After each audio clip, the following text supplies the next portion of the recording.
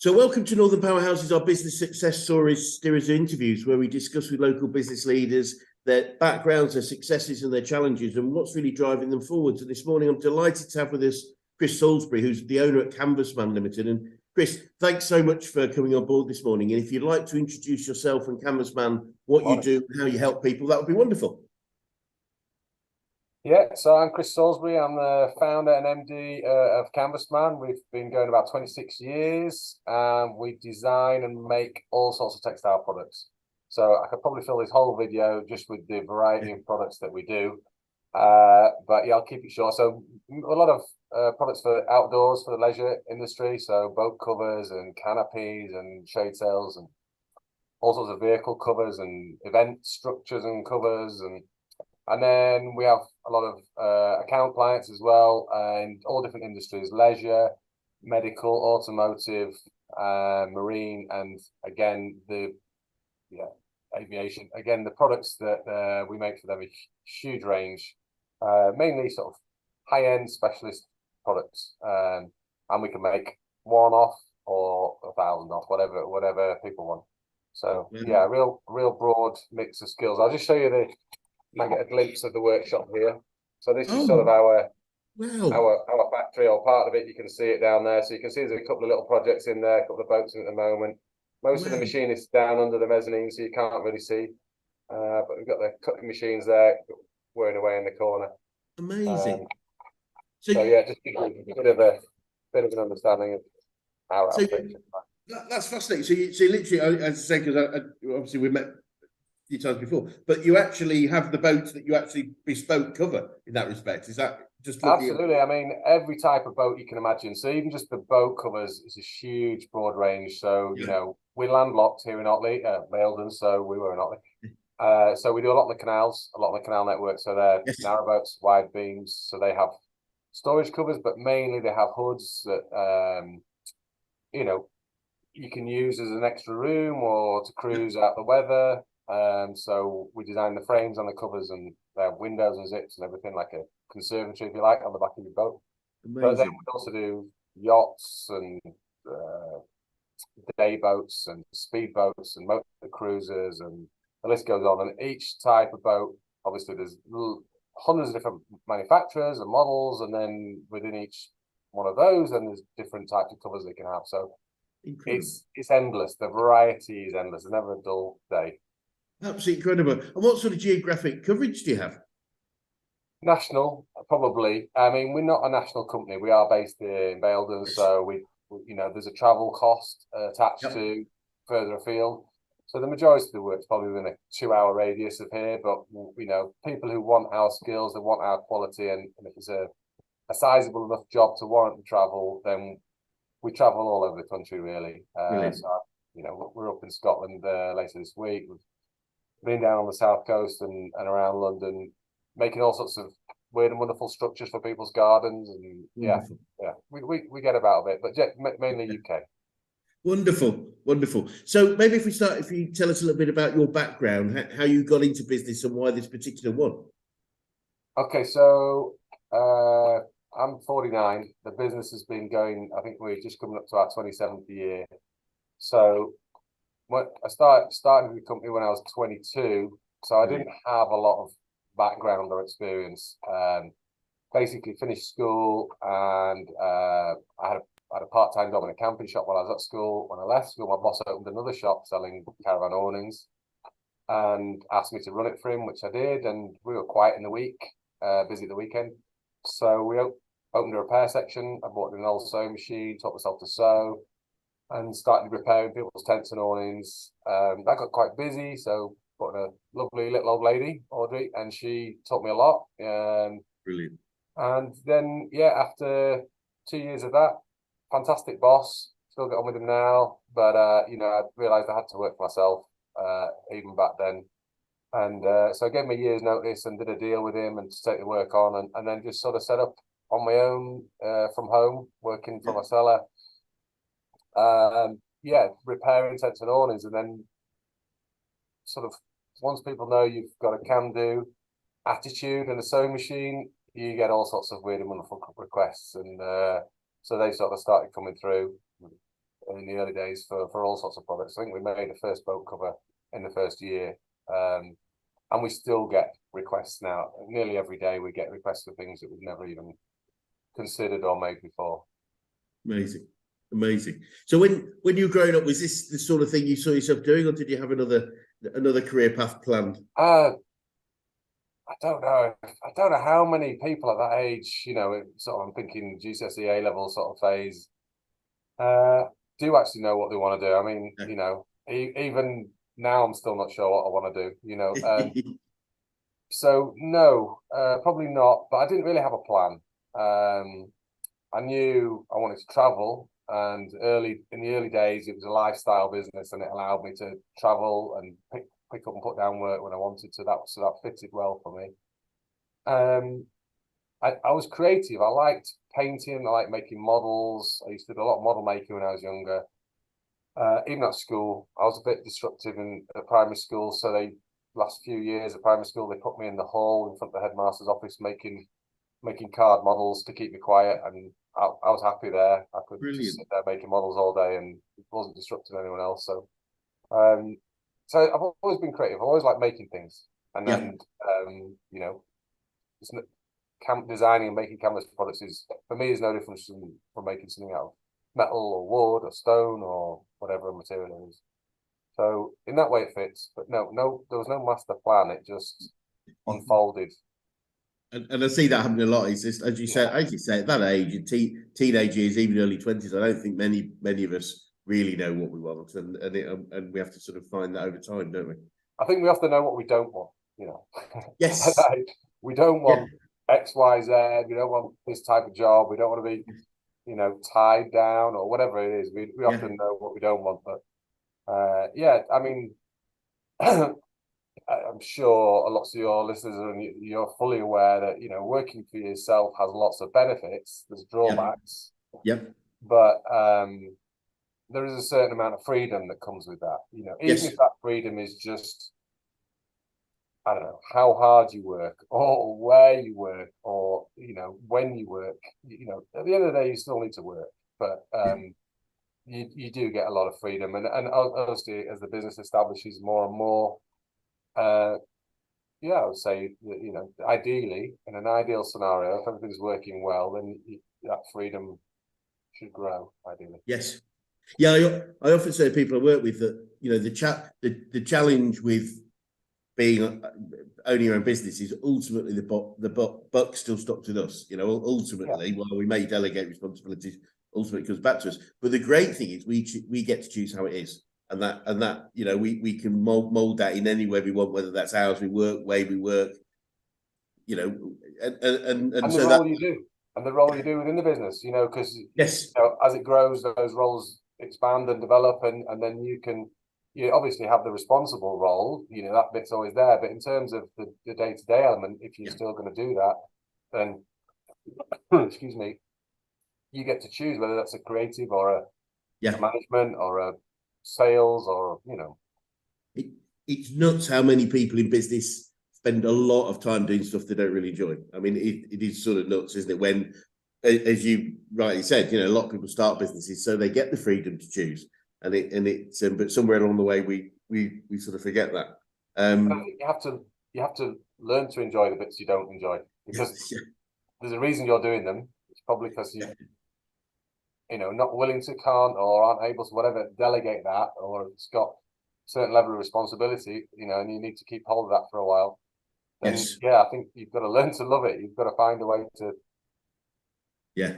That makes absolute sense. So looking back over the 19 years, you said, what would you say some of the big? Sorry, 27. Yeah. What did I say? 19. My goodness, because I'm pretty confident the stats which most people have of, most businesses fail in the first 80% businesses fail in the first 5 years. And unfortunately, of the 20% left, another 80% of those fail in the next 10. So getting through to 27 puts you in a very, very small percentage of businesses and business owners.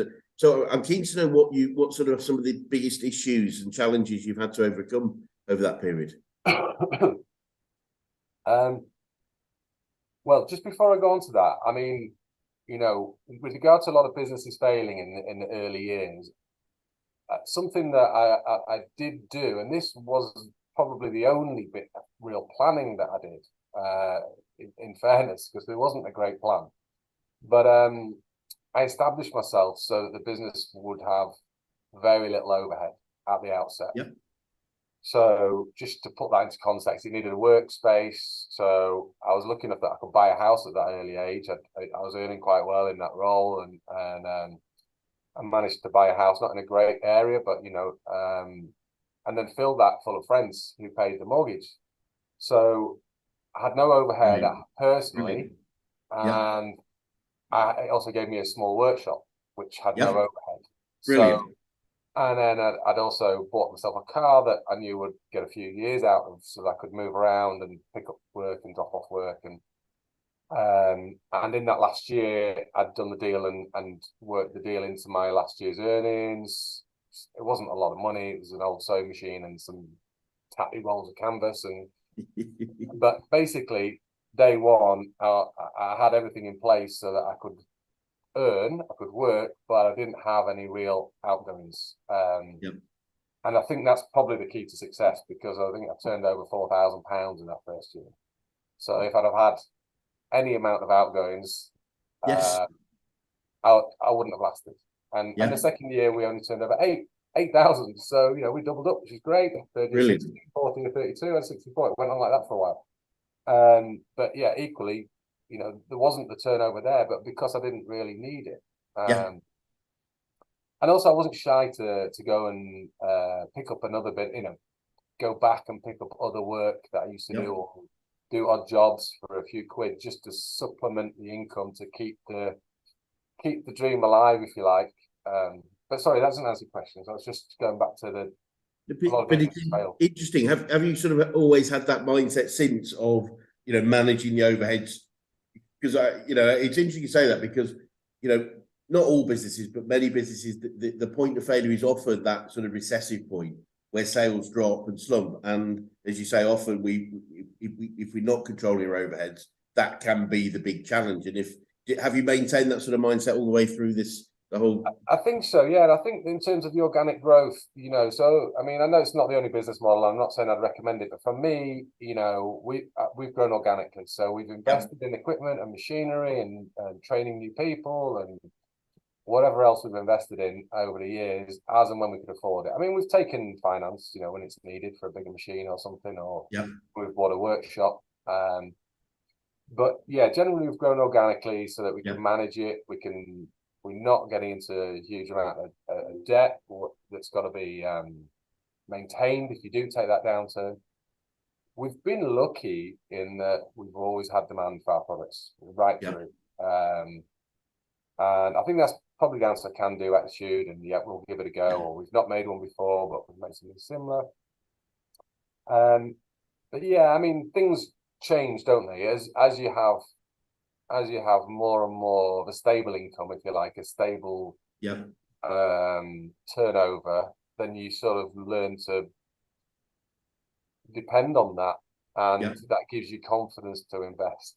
But certainly in the early days, well, we probably hung on too long in that house, Right. Yeah. We restricted our growth with that mindset a little bit.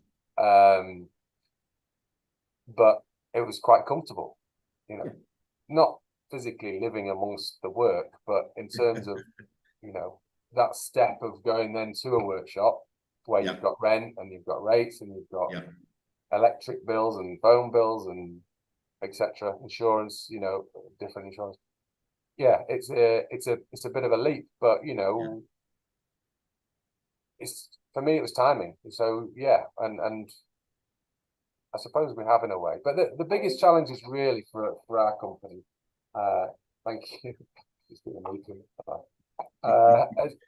Is the nature of what we do. So the bespoke world, it's building that model is a difficult model.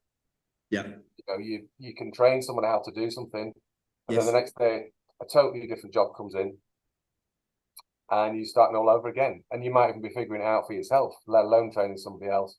And that just goes on endlessly, forever. And then 2 years down the line, that person leaves, or whatever, moves on or moves into another role, and you've got to start all over again. Yeah. So it's just endless sort of training in that model. So I'm sure you're aware, Chris, like the bespoke model is a difficult one Yes. to grow. And the other big challenges were probably similar to what we were talking about. Now, the first workshop we bought, that was a big challenge. Then moving to actually we're going to commit to Yeah. a business mortgage, Yeah. and know that, well, first of all, find someone who will lend you the money, Yeah. based on the turnover and profit we were making at the time. Find someone who'll back you, Yes. and then the fit out, and just having that confidence to go, okay, we're going to make this happen. We're going to ensure that there's enough in the pot to. But it was a great move, it was a fantastic move. That first workshop we bought is we own it outright now, and we've moved to this one, and it's a pension. So it was a good move, but yeah, not easy at the time. That's for sure. I'm sure. Yeah. These sort of step changes are I think the hardest ones are the small decisions are is what we need to make. But I think as Brad Sugar's our founder, who I know is always says, you made a great decision when it brings either fear or excitement or a bit of both, and that's always stuck with me. And so sort of reeling that into sort of what would you say are your key learnings about business and growing a business are, Chris? So every day's a school day, like there's no end of learning, and I think if you feel that you've learned everything, it's probably time to pack up, because you're probably gonna be stale or stagnant or going backwards. So yeah, be open to learning. When I was at school, probably a lot of people are the same. I don't know, but for me, I felt learning was prescribed. It was a one-way feed in the tone that was delivered, in the style that I know I have a monotone. Apologies for that. I have a monotone style, but for me, it was just delivered, and then you either received that information or you didn't. And for me, for a lot of years, that was learning. That's how you learned. Yeah. And it was a turn off. But then I learned to be more proactive in learning. Well, what interests me? What do I want to be better at? Great. What do I need to be better at? And then you go out and find that learning either with a coach. YouTube's amazing these days. Well, YouTube wasn't around then, but and I used to just tap into customers. Like a lot of our clients have got their own business. Their knowledge. How did you do that? How did you get to here? So yeah, learning all the time. And your weaknesses. Work on your weaknesses. You think, oh, a lot of people say I'm not very good at that. Well, there you go. That's what you need to work on, and you might actually then become your strength. So I try and live that. I'm not perfect. There's still things that you sort of put in the that a little bit later, but generally try and grab hold of stuff and get that. It's interesting you talk about traditional education, and I remember, I'm pretty sure it was my first day at coach training 19 odd years ago, but that's when 19 came from. And the first day, and I was told that the word education comes from the Greek word educare, which means to draw out, and their education was drawing out of people rather than putting in, which I think is traditional education is that pushing, whereas education, and that's always been a big part of my belief about coaching, it's that most of us have most of the information we need inside us already. It's the job of a great coach to draw that out and help us. Now, do we need to read some books, watch videos? Absolutely, but it's the implementation of that knowledge, I think, that's especially. So I can totally understand that the thought about traditional education is very much a push-in thing, which if we're not really ready for or want, then it's not going to happen. Or just a different style sometimes, isn't it? Some people are auditory, some are visual, everyone's different. So, but it's not always delivered in that different way. But it's just really interesting, the origin of that word, because there's so many words like that. I think one that I came across not so long back, which is sort of related a little bit, was responsibility. The word responsibility, and I always saw it as sort of some onerous weight upon you. Oh, I've got this responsibility to do X, Y, Z, or to look after these people. But you know, I just got a new view on it one day, which was it's the ability to respond, and I was like, well, that's great. You know, now I can choose what I want, and that's me. I like, you know, I like to be in charge of my own Yes. path and have that choice. So it's just sort of flipped my perspective on that word, which is anyway. Digress. No, you don't at all. I think it's very relevant because, and I think that's what business ownership is about, isn't it? The ability to respond, the choice to respond. Yeah. Whereas many people in traditional employment, you know, we're fixed in what we can do and how we can respond. We don't have as much of that freedom to choose, which I think comes with responsibility. Should come that free, you know, comes that authority and therefore choose ability to choose. And you know, in any role in an organisation, it's really important that responsibility comes with authority, because without it, then we're really putting people in difficult positions. Well, so yeah, absolutely. Brilliant. Yeah, and the other learning really is,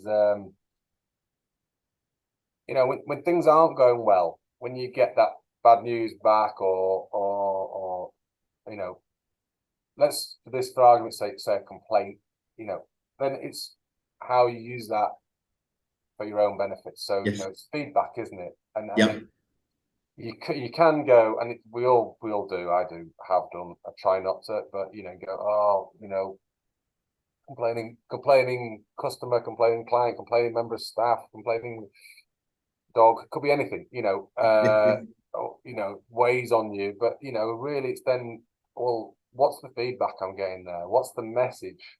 How could we have done that differently so we don't get that feedback again? So that, you know, it puts it to bed, or we minimize it, or we, you know, and I think that's that for me, that's a big learning is you know, just take the bad as a way to improve for the future, and build on that.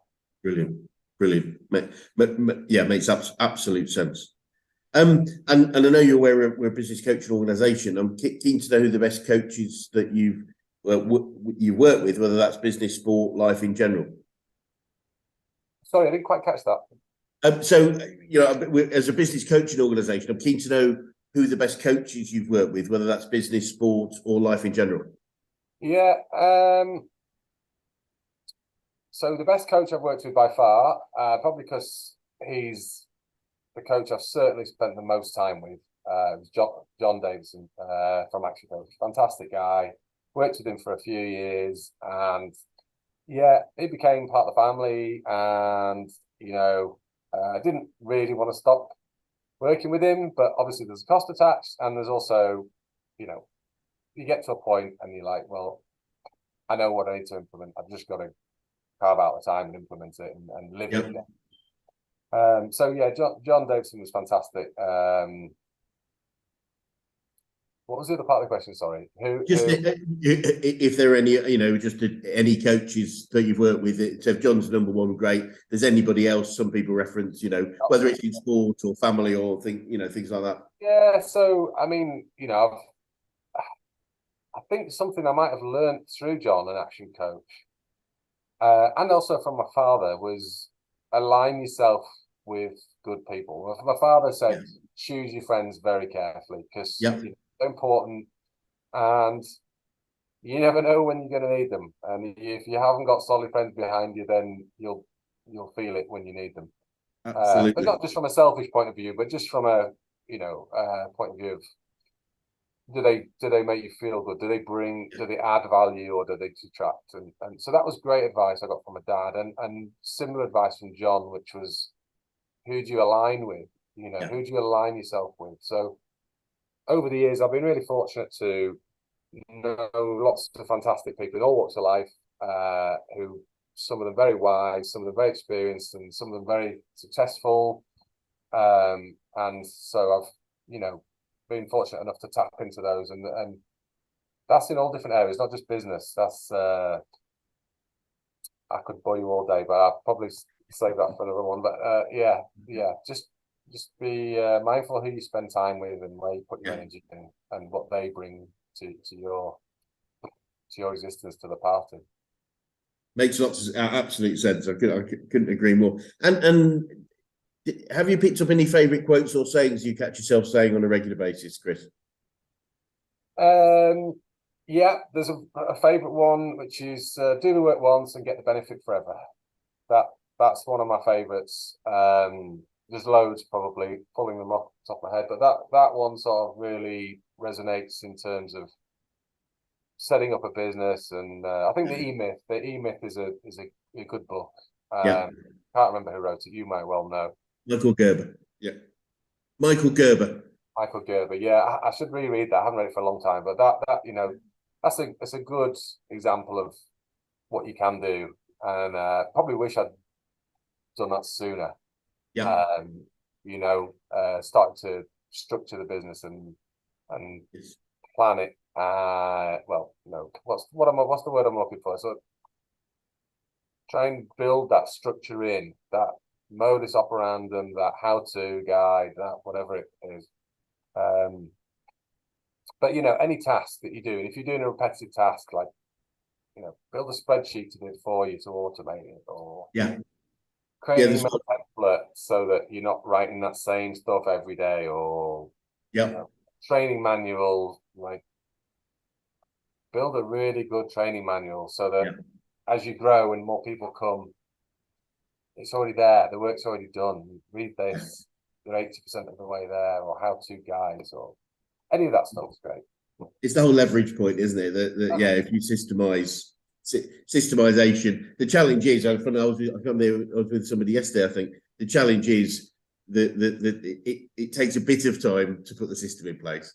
And that's the do it once and get paid forever, but it sometimes feels quicker just to do it yourself, and that's the trap that we fall into of, but it's quicker if I do it myself than write a system for somebody else to do. But most people learn over time that's not a very efficient way of working. But you fall into that trap of it's quicker to do it now. You're in that trap forever. Yep. Until you find the time to set it up. And I found that often it doesn't take that much longer. Once you get used to, you know, you've got some structure in place already. You've already got a template for a how-to manual or a training guide, or you've already got a template for this spreadsheet or that spreadsheet or whatever it might be, a costing spreadsheet, say.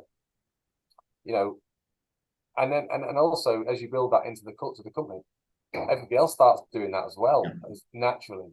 So then all of a sudden you've got, you know, 5, 10, we've got I think 25 people now, and the majority of those people are in that mindset as well. So then they're adding that value. So it's that urgent, important 7 habits of a highly successful people. That's a really good.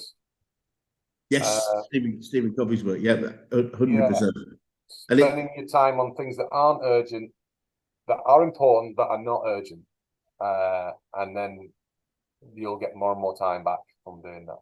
Absolutely. I was with it. Yeah, it was funny enough. I was doing a facilitation day with a very large organisation, but then it's not the headquarters. Actually, it's one of but based in Leeds, and with the senior team there, and it was very much about they're not getting enough time to do the important but not urgent stuff of.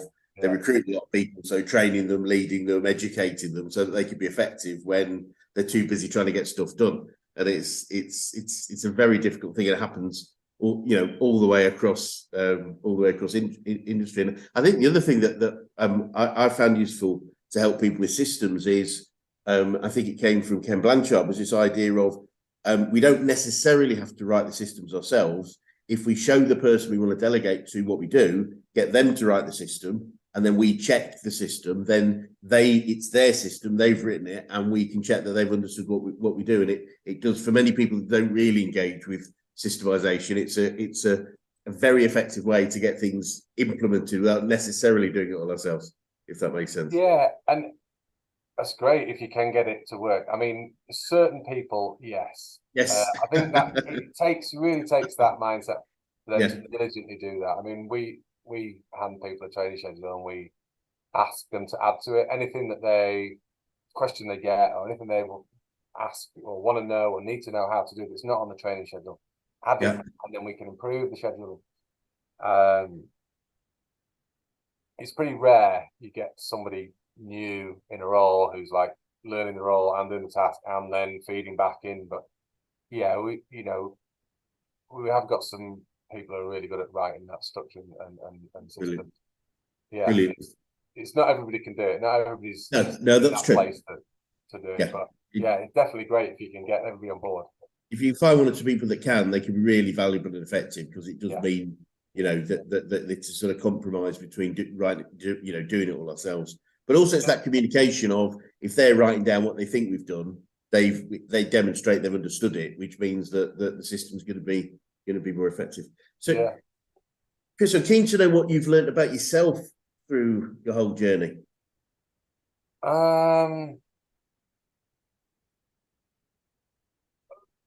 That I'm capable, Brilliant. determined. Great. You sort of confidence comes from doing, doesn't it? Really. Yes. You can fake it a bit until you make it, but really, I think so. I suppose that.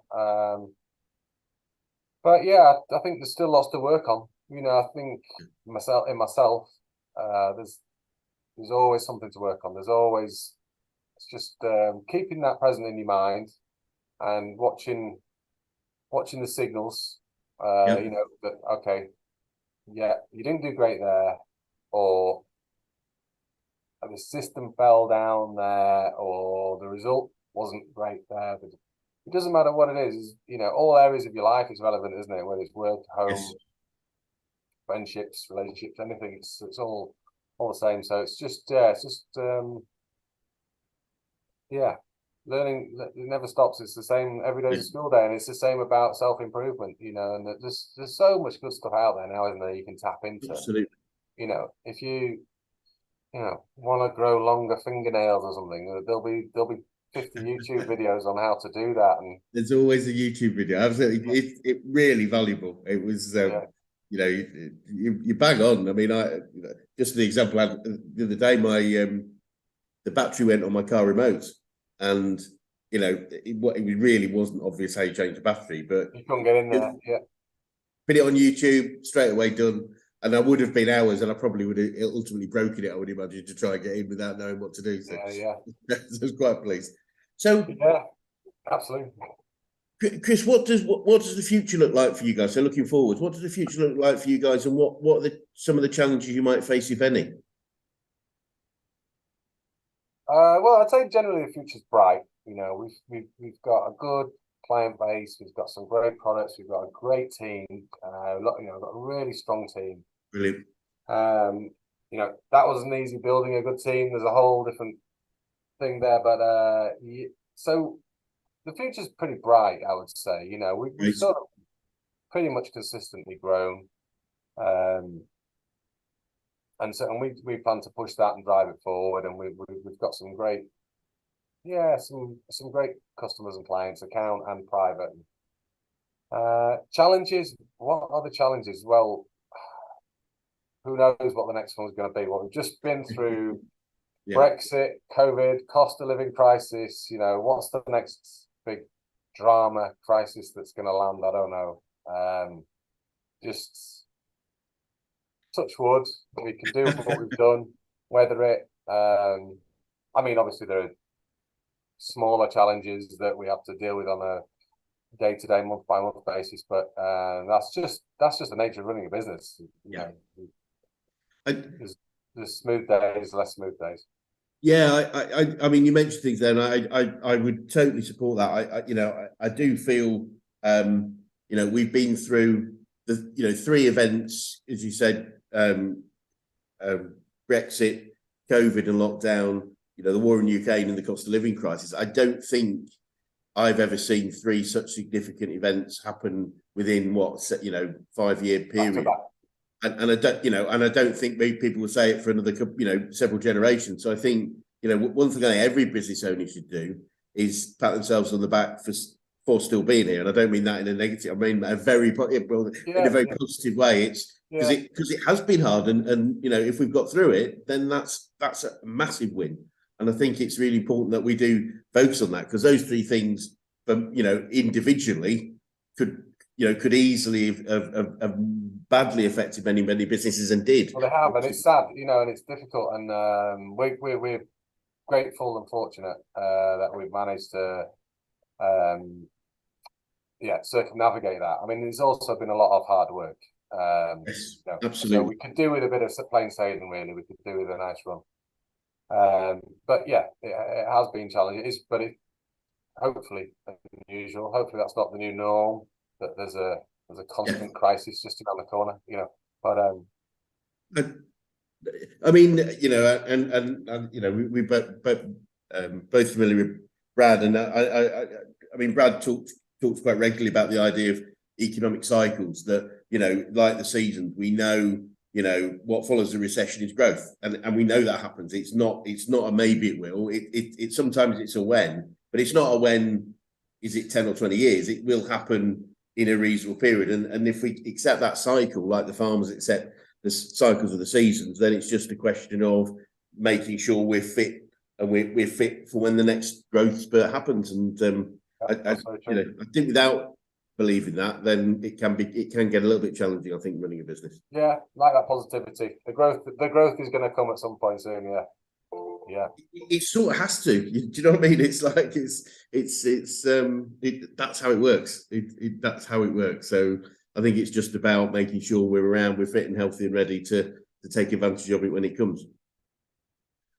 And Chris, I'm keen to understand from you, what would you say to anyone that was thinking of going into business right now?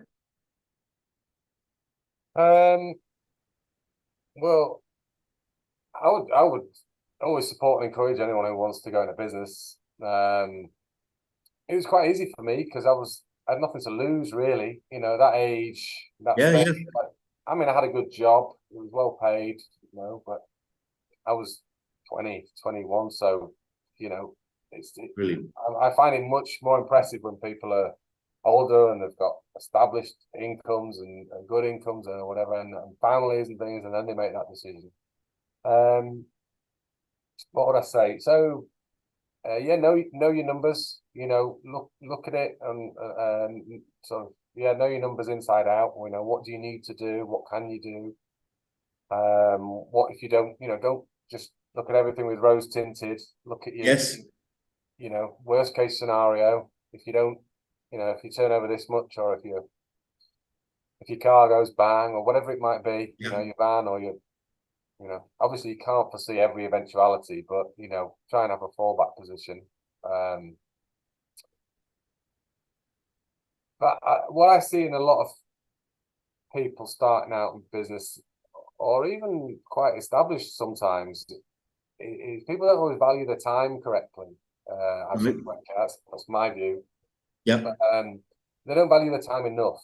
Yes. So, for example, tradesman might say, well, I'm, set up a whatever,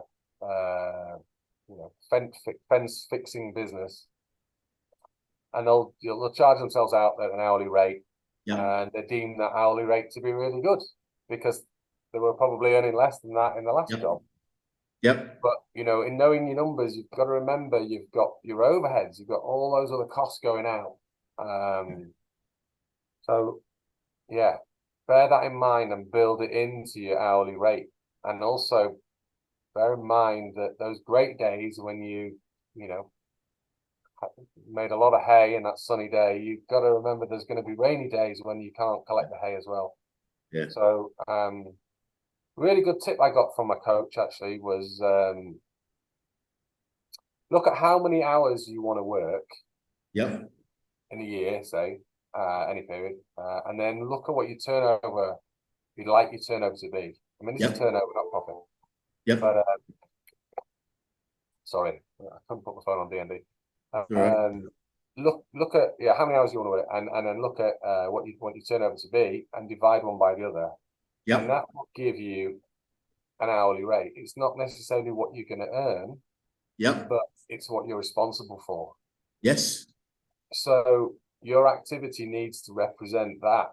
So, say you want to earn you can do the maths. You can do the maths yourselves, but say you're turning over £1,000,000 and you want to work 9 to 5, Monday to Friday, then your activity needs to represent £500 an hour. Yep. And if you want to step out the business and do, an hour a month, then it's going to have to represent an awful lot more. Yeah. And you can use that equation, simple equation at the beginning when you're starting out to work out really what you should be, how your activity should look, and what you should maybe be charging as well. I think that's great, especially in terms of where you're going to get to. So as you say often, especially trades as the example where we obviously can do the work, it's like the hourly rate is typically not much more than all the other trades guys. But if we want to be 1,000,000, then we have to be doing £500 work, which isn't fixing fences or toilets or whatever it would be. It is growing the business. And I've had those years. You've had those years when you think, oh, I've been busy, it's been great, turning over, but you're so focused in activity, making covers or designing or meetings or whatever it might be, that you're sort of not so keen on your numbers. And then you get to the end of the year and it counts as you've made no money. And you're like, what do you mean I've made no money? I've been working all year. Well, pricing's wrong, or you've had too many errors, or you just lost track of your overheads, or so. Yeah, it's pretty disheartening at that point. Very good, very good example. Yeah, I'll take that one. Thank you very much. And if you started again, is anything significant you think you might have done differently? The easy answer is I probably would have gone into a different business model. A model where there's lots of models out there, and with the learning that I've got, I know that certain businesses we could set up and get to run themselves very quickly and very easily with putting that early structure in place. So that's the easy answer. However, when it's easy to do, lots of people do it, and then you're in a competitive marketplace. Yes. So, and that's one of the benefits of ours. It's not that we don't have competitors, we do, and it's not, we still have to be very careful about pricing and giving good value, of course, but the nature of the skills that we have, the sort of design, the pattern making, the designing, the skills of technical skills of cutting and sewing and fitting on site, and across the broad range of products we have means we've got a good spread, and that sort of through those tough times in COVID, that we stood us in good stead, should we say? Clients that we didn't think would just drop off completely and stop ordering did, and then other clients who we thought would struggle became super buoyant. Nobody could foresee that, but the fact that we had that good spread, and the fact that the model that we've chosen fallen into is not an easy one. It has actually worked out as a strength. It's been a strength for the business. Yes. And the other thing I probably do differently is learn how to recruit and train. I'll probably say training is still my weakness. I don't really have the patience to be a trainer. Luckily, we've got lots of people here who are good at that. Good. I need to work on that one. But yeah, learning how to recruit well and train and to build a team, So I think, at the beginning, you're like, oh, I know you, so I'll employ you. I'll employ you because I know you, or because you're my family or my friend, or not, or because I like you. You're not employing people on whatever criteria you set. And absolutely. We now employ on can-do attitude, nice people. You can't train people to be nice. John Davey taught us that, an action coach event, actually. So and then setting in place, the whole culture and team values. We subscribe to that now. If you see up in the camera down on the wall there, you probably can't see those 5 banners on the wall. There are 5 C's: curious, consistent, committed, collaborative, caring. Just that whole learning how to recruit with all the teams. It's going to get you there faster, Yes, brilliant. Absolutely brilliant. And finally, Chris, what would be the best advice you could give an 18-year-old you if you could go back in time and do so? I think we've touched on a lot of it already, actually, you know, Yeah. with that. But think big, you know, on a sort of global level. Yeah. Think big. Think, is that scalable? Can I, you know, how Yeah. can I scale that? Because there's nothing worse than putting yourself in a dead end, you know.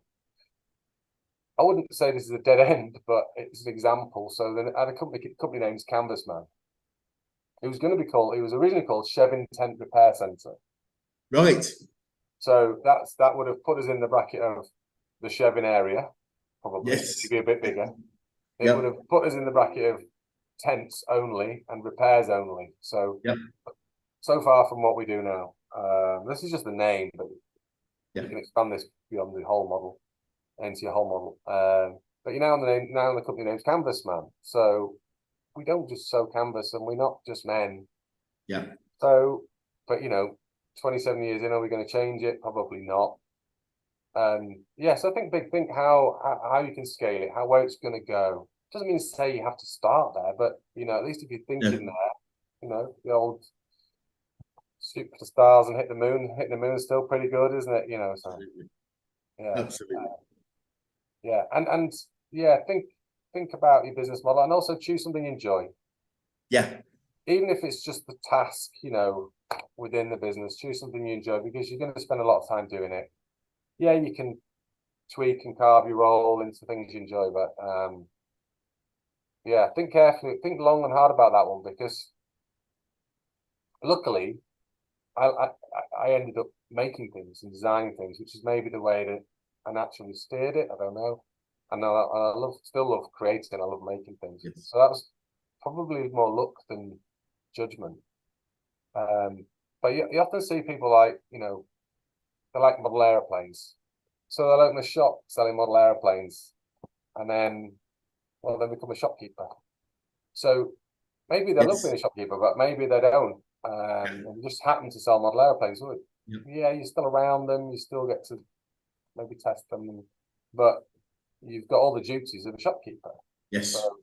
you know, what is it you like about model airplanes? Do you like flying them? Do you like testing them? Do you like designing them? Do you like making them? Yes. You know, that's probably the best tip I can give. I don't know. Brilliant. No. That's yeah. No, fascinating. Really, really interesting. And Chris, yeah, thanks so much for your time this morning. It's been really Thank you, interesting, Chris. and you know, it's great to see. Maybe we can swing by in 6-12 months and just see where that next stage is. Maybe have got some new things going. And just for anyone watching, what would be the best way to contact you or Canvasman if they're interested in what you do? So obviously we've got the website, which is www.canvasman.co.uk. I'd probably say that's a good starting place. Have a look in there. Social media could be a lot better. We are working on it, but we do have a Facebook account. We've got an Insta account. But yeah, probably through the web or give us a call. You know, the phone numbers. I'm not going to roll that off. You won't remember On the it, but website. yeah. Wonderful. Any inquiries welcome. Any Brilliant. ideas? Anything you want Brilliant. designing, making? Feel free to give us a call. We're happy to look at it. Brilliant. Thank you so much again, Chris. All good. Thank you.